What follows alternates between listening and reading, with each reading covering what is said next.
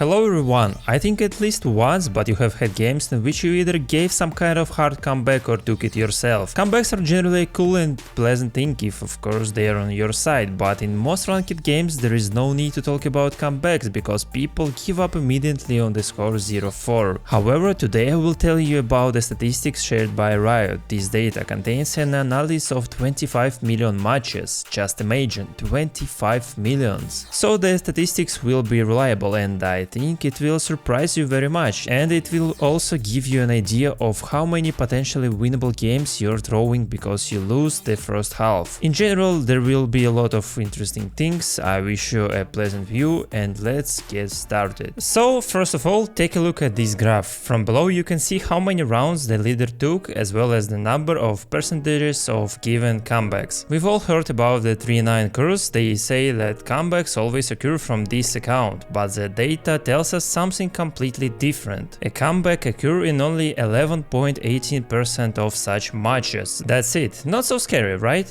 But in fact, everything is much more complicated and interesting. At least we all understand that there are maps on which it is easier to make a comeback, and there are those where it is much more difficult. So look at the following graph. Multicolored lines are different maps, and it's look like Riot have put sticks in their wheels with this graph because it shows how much the ascent is an imbalanced map. After all, the probability of comeback on this map is the biggest one compared to all the others. And it turns out that if one team losing with a score of 4-8 has to run with a probability of X%, then in fact it happens with a probability of X plus 4.75%, and then the fun begins. The two graphs presented above indicate that the more rounds you have given away, the more difficult it will be to come back. However, take a look at the sharp jumps on the score 8-4 and 9-3. Teams losing with the score of 4-8 win more often by 4.75% than they should according to calculations, and teams losing with the score of 3-9 by 4.41%. That's it, the difference for marks 9-3 and 8-4 is twice as large as for marks 7-5 and 10-2, because on the 7-5 it is about 1.75% and on the 10-2 score it is 2.18%. But why is there such a difference and why does it concern us all during the game? There is one simple answer to this, it's money. Valorant's economy is an important matter because it will be too difficult to recoup from some dead account without having all the skills and normal guns, so let's see how much the economy affects, in particular when trying to recoup from the 9-3 curse. This is the most interesting graph because here we have collected an analysis with, as I say, 25 million matches, taking into account the economy. So what do we see here at all? What is the